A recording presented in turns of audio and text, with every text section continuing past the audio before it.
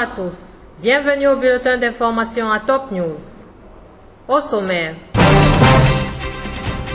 Assad recevra jeudi le nouvel émissaire de l'ONU.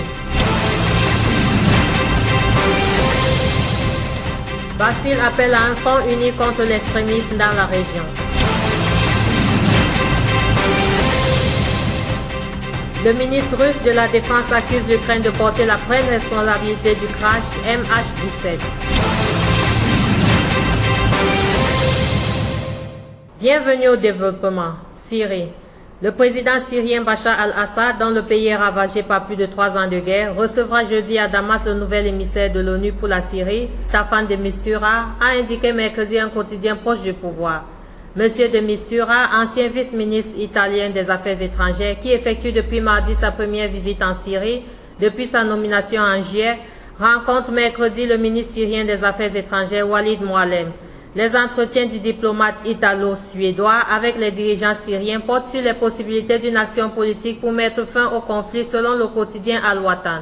Monsieur de Mistura, accompagné de son adjoint, le diplomate égyptien Ramzi Ezzedine Ramzi, rencontrera également lors de son séjour qui s'achève jeudi des opposants de l'intérieur tolérés par le régime qui devraient lui demander d'organiser de nouvelles négociations à Genève.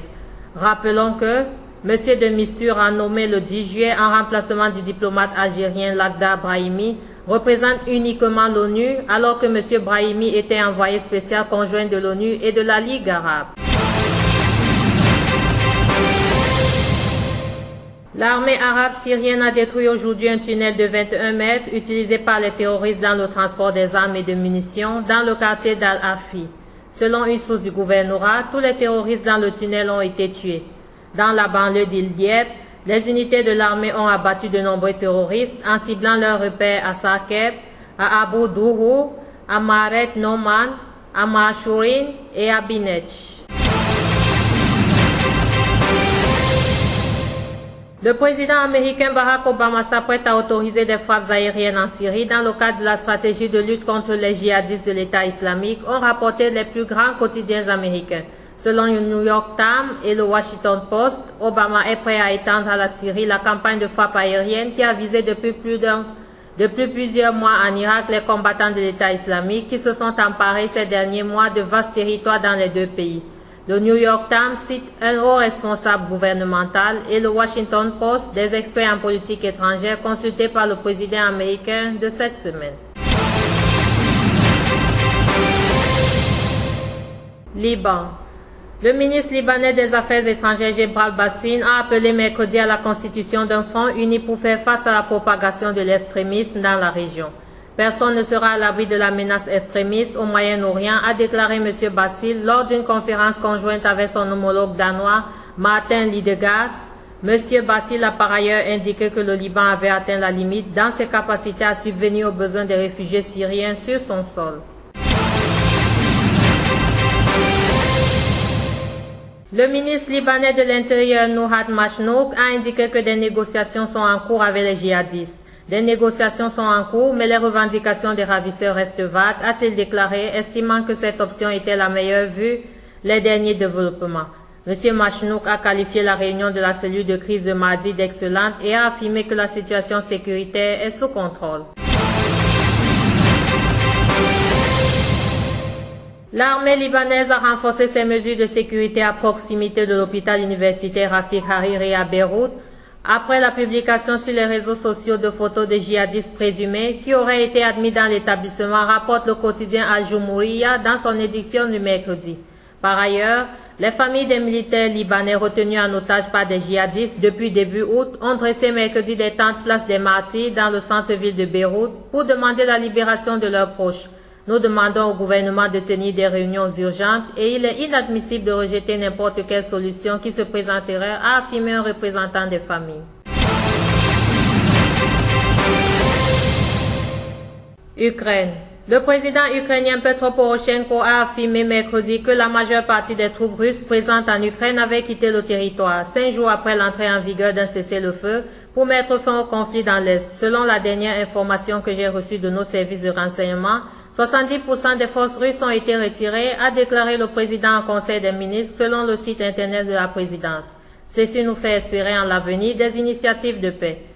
D'autre part, un peu plus tôt mercredi, le président ukrainien Petro Poroshenko s'est félicité mercredi que la situation dans l'est de l'Ukraine a changé radicalement depuis l'entrée en vigueur du cessez-le-feu vendredi, en assurant que cette région séparatiste resterait au sein du pays. Le ministre russe de la Défense Sergei Shoigu a estimé mercredi que Kiev portait la pleine responsabilité du crash du vol MH17 de Malaysia Airlines en juillet dans l'est de l'Ukraine, la catastrophe ayant eu lieu sur son territoire. La catastrophe a eu lieu dans l'espace aérien de l'Ukraine qui porte la pleine responsabilité pour ce qui s'est passé, a déclaré le ministre lors d'une rencontre à Moscou avec son homologue malaisien Hishamuddin Hussein.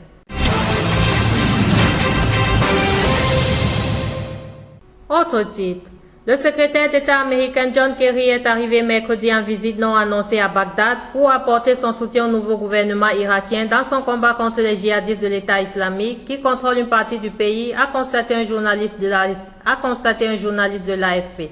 Le patron de la diplomatie américaine doit notamment rencontrer le premier ministre Haïdar al-Abadi dans le cadre d'une visite tournée au Moyen-Orient destinée à consolider une coalition de plus de 40 pays destinée à terrasser les ultra-radicaux djihadistes de l'État islamique qui sèment la terreur sur des pans de l'Irak et de la Syrie. L'épidémie d'Ebola menace l'existence même du Libéria, a mis en garde mardi devant le Conseil de sécurité de l'ONU le ministre de la Défense de ce pays d'Afrique de l'Ouest, le plus touché par la maladie. L'existence du Libéria est gravement menacée, a déclaré Brownie Samouke. La maladie se propage comme un feu de forêt, dévorant tout sur son passage. Le pays n'a pas assez d'infrastructures, de capacités logistiques, d'expertise professionnelle et de ressources financières pour faire face à l'épidémie de manière efficace, a-t-il constaté. L'épidémie la plus grave depuis l'identification de cette fièvre hémorragique en 1976 a fait 2296 morts sur 4293 cas, dont 1224 décès au Libéria, a affirmé l'OMS dans un bilan arrêté au 6 septembre. Près de la moitié des cas mortels ont été signalés ces 3 dernières semaines. Enfin, le jeune Guinéen qui avait introduit au Sénégal l'unique cas confirmé de virus Ebola est guéri, a annoncé mercredi le ministère sénégalais de la Santé. Nous avons effectué des examens de contrôle à 2 reprises. Le malade n'a plus de virus, il est guéri, a déclaré à la presse le docteur Pape Amadou Diak, directeur de la santé au ministère éponyme. C'était un cas importé au Sénégal. Nous l'avons pris en charge et Dieu merci, nous avons ce résultat, a poursuivi M. Diak. Le jeune Guinéen étudiant à Conakry était soigné à l'hôpital Fann de Dakar. Merci à vous qui nous suivez de Beyrouth et aussi au Cameroun. Bulletin présenté par Anastasie Ekami.